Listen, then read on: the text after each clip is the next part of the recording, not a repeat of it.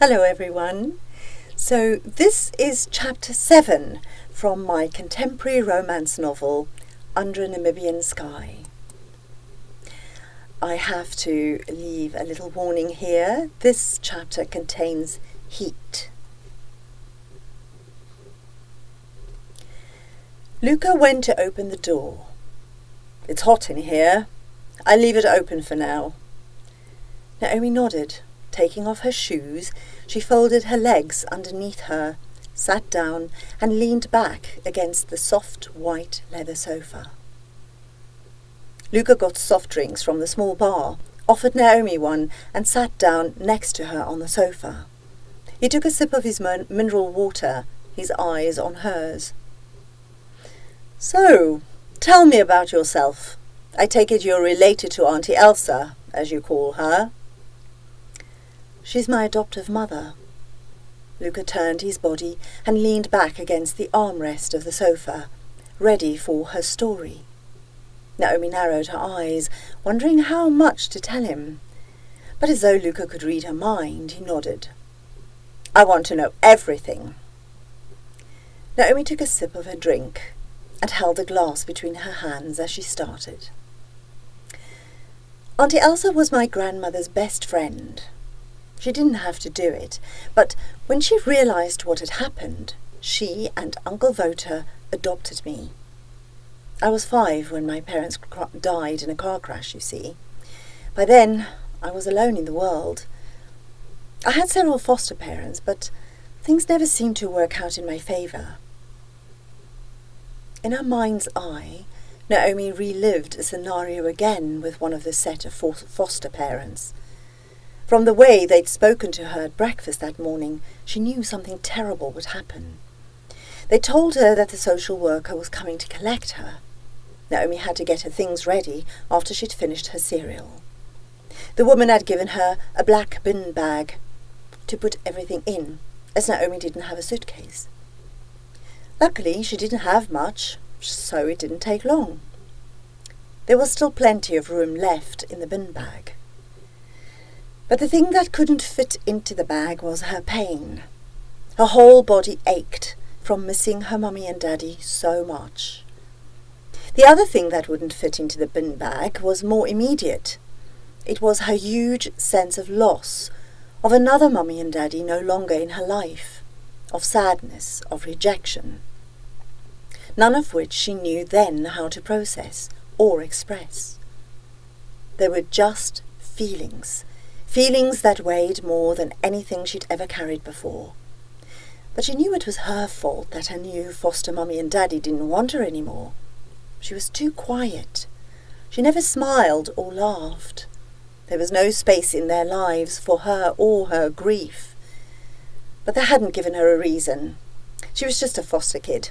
When things didn't work out with one family, they simply moved her on to another. Naomi was sitting on the steps to their front door when the social worker arrived. The couple had had to lock the door when they'd left for work that morning. Luckily it wasn't raining, but she'd needed the loo so badly. When she couldn't stand it any more, she'd run around the house and peed in the flower pot outside the back door. She told no one. Similar experiences with several other foster parents locked up Naomi's tears. There was no point crying. It didn't help. She'd failed again and again to be the daughter they'd wanted, the daughter they'd loved. Luca put a hand on Naomi's arm, bringing her back to him and this reality. "I'm so sorry, amore. I had no idea. You don't have to tell me more if you don't want to. I understand completely." Naomi looked up. She appreciated the empathy in Luca's eyes. "There's not much more to tell. I only found out later how hard they'd fought to adopt me. Uncle Wouter and Auntie Elsa were older than most couples seeking adoption, and they lived in Namibia. That counted against them, as I had to travel to a different country and a different culture. But the Smiths had a great lawyer on their side, and eventually the adoption went through." Naomi remembered the very real sense of leaving everything and everyone she once knew behind.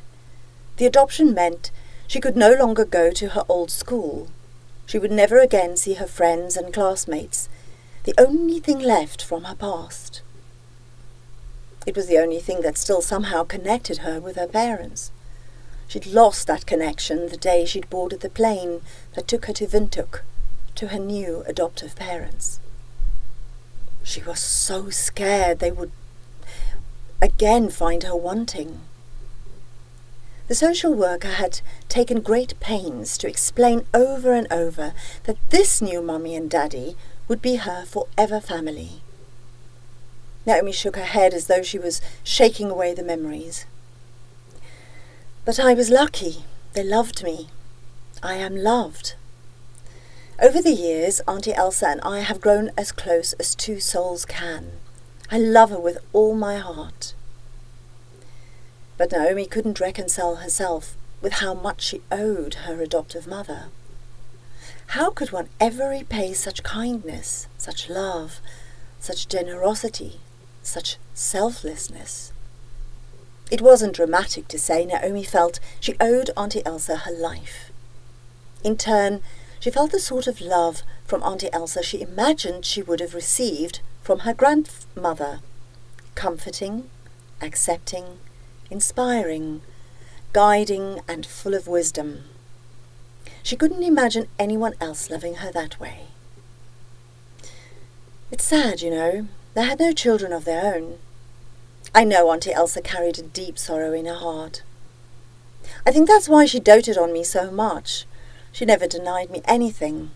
And when Uncle Wouter died, we became even closer. I know his death was unbearable for her. She'd always said he was the love of her life. She still goes to talk to him, you know. Luca watched her intently as she spoke. I cannot even imagine what it must have been like for you. Naomi smiled at him. Oh no, don't feel sorry for me. I had the most amazing childhood. I had so many friends among the San tribes, and when I was a little older, they allowed me to go into the desert with them. That's how I learned most of my skills. I followed them on hunts.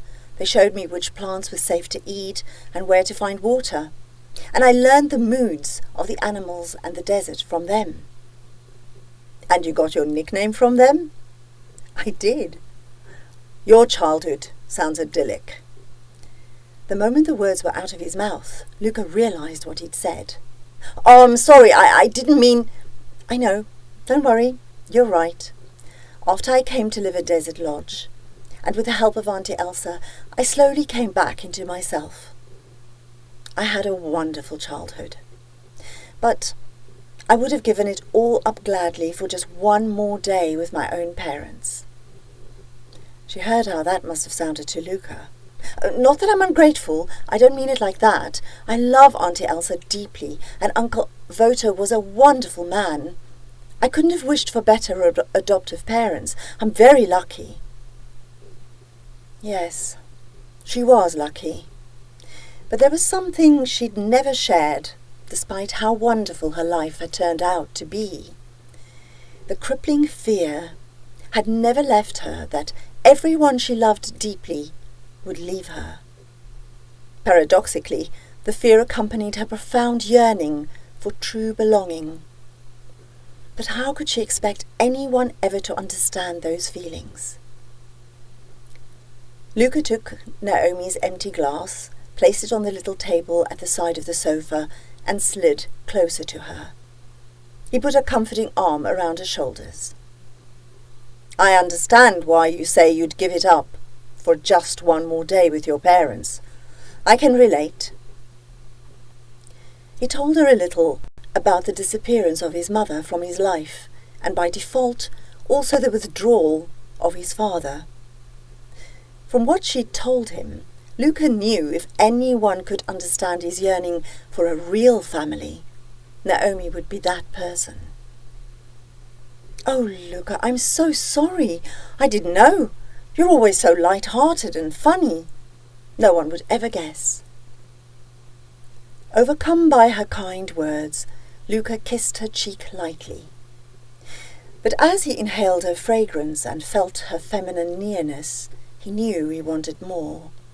She inflamed him with a passion he'd rarely allowed himself to experience. It had been a struggle to keep in check until now. But this woman wouldn't be a fling, an easy conquest for him. She'd engaged his emotions, his heart. He kissed her more firmly, and when she didn't pull away, he cupped her face gently in his free hand and kissed her lips. She felt warm and real in his arms, soft, earthy, and womanly. He felt her sigh against his mouth. It was such a sensual sensation. He had to restrain himself from pulling her onto his lap and devouring her in the way he'd wanted to do since their first meeting. The heat between them increased their breathing.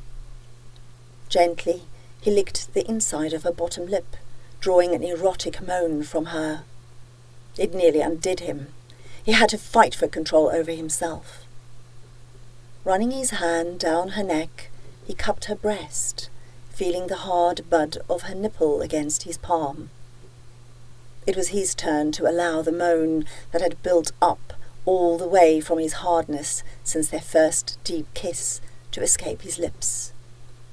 It took immense effort, but Luca gently eased up and pulled a little away from Naomi. She seemed dazed, her hair in disarray, her eyes slightly unfocused as she opened them to look at him. Luca's voice sounded far away and husky with desire. "I hope I've not been too forward, amore." Naomi had been drowning in this beautiful man, in the passion of his kisses, in the heat between them, and in the quickening of her heart. She'd lost all sense of self or time. But now, with some reprieve from her desire for him, she felt a little embarrassed.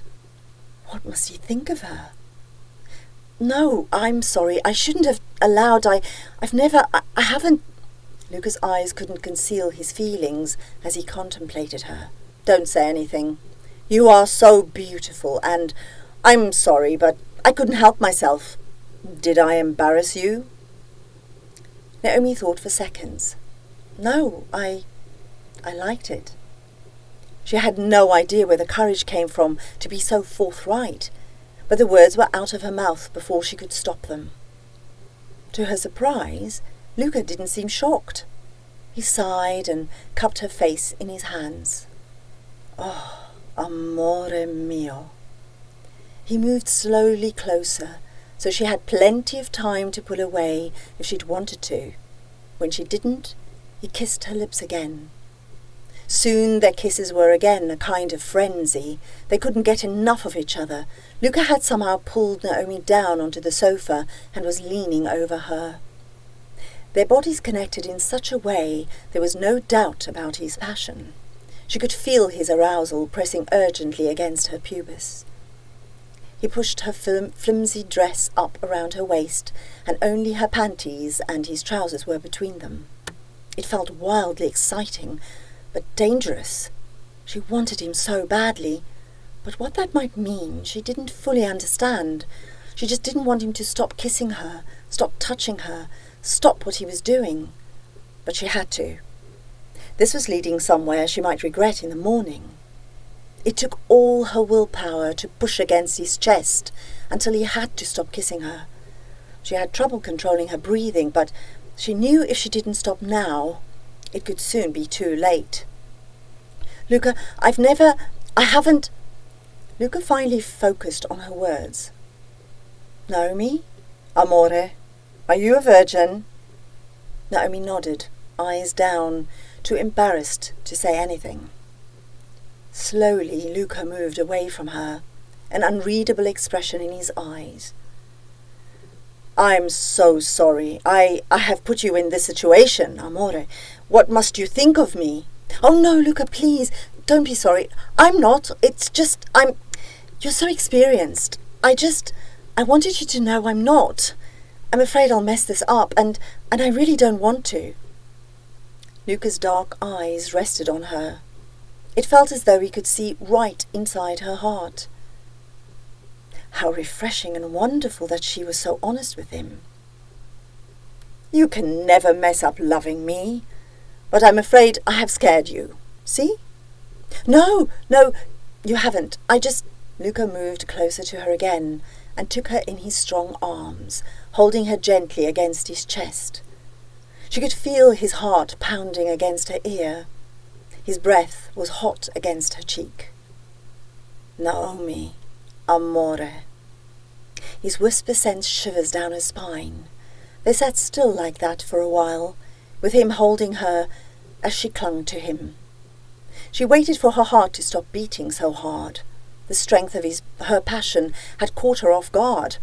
How could Luca be so calm about it when she had to fight so hard with herself to regain control? When the radio sputtered into life and the tower gave permission for them to take off, neither wanted to let go, but knew they had to. The journey back to Desert Lodge was silent, but Luca held her hand on his thigh all the way there, now and then glancing at her, a secret smile on his lips.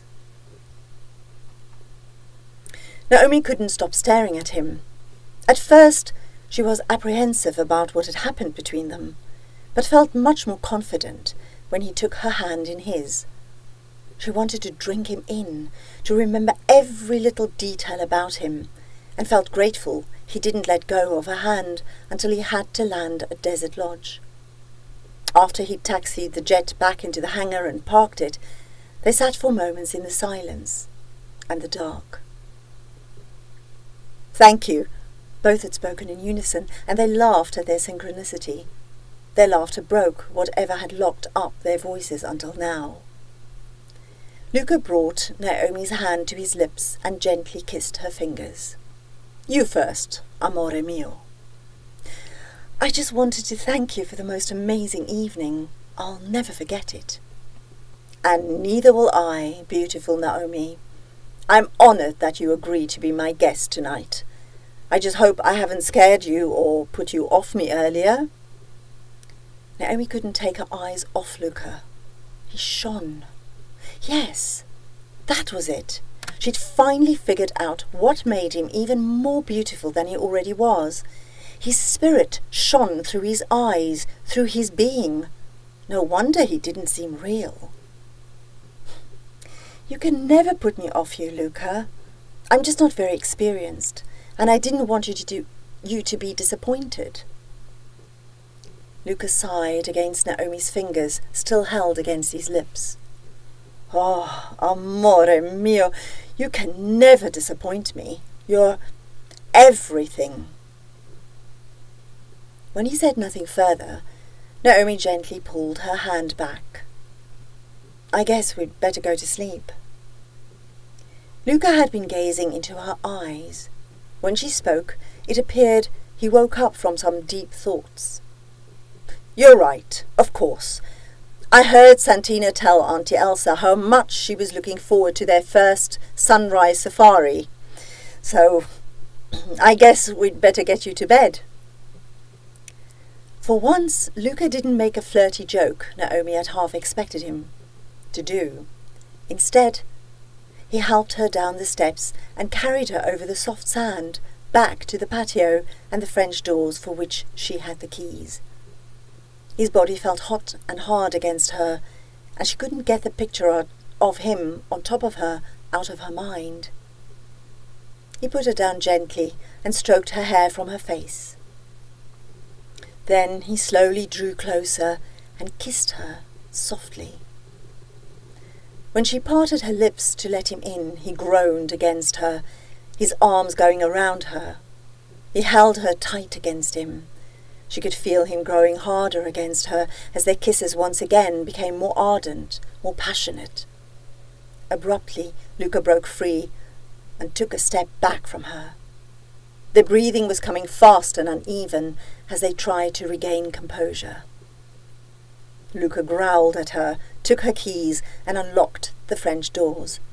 Then, with a small kiss on her head and a gentle push on her back, he steered her through the doors. He returned her keys and watched until she'd locked the door from the inside. With a wave and a mouthed "good night," he disappeared around the corner to his suite.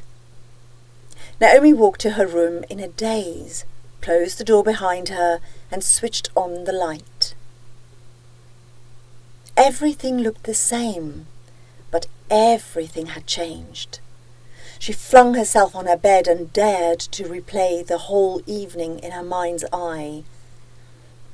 But as she thought about it, the smile faded from her lips. What had she done? No other guest had ever invited her out. Perhaps she shouldn't have accepted. But who could resist Luca? What had she been thinking? His attention had flattered her. His beauty and otherness confused her. But what would Auntie Elsa say? Most likely she'd be furious. Naomi vowed never to tell Auntie Elsa, although they'd agreed not to keep secrets from each other. But this belonged to Naomi only. It was her experience to treasure, to hold fast to her heart, never to share with anyone else. Luca would be gone again in exactly 4 days and 12 hours. Why not enjoy him while he was still here? Most likely, this was just a bit of vacation fun for him. Naomi had seen this scenario many times, although never experienced it herself. Often these young princes would choose a waitress with whom to enjoy a vacation fling, which would invariably end in tears for the girl. The men never took such flings seriously, and the girls never heard from them again. But Luca had awoken and unleashed such feelings in Naomi that she'd never imagined she harboured. She could still feel his hands on her body, in her hair, on her breasts. She could taste his lips on hers, and his scent was all over her and her clothes. Dizzy with excitement and happiness, Naomi slid under her sheet without removing her clothes. She prayed Luca wouldn't regret what had happened in the morning or mistreat her. Kerry, who'd had much more experience with the opposite sex than Naomi, had told her guys sometimes behaved badly once they got what they wanted. Naomi would deal with the heartache of not seeing Luca or ever hearing from him again later. Despite her fears, she fell asleep, wearing her dress that smelled of Luca, a smile on her lips. Thank you very much for watching, for listening, and for liking and sharing my videos. And thank you ever so much for subscribing to my channel, which allows me to post more videos like this for you and to tell you stories that I hope you enjoy. So until next time.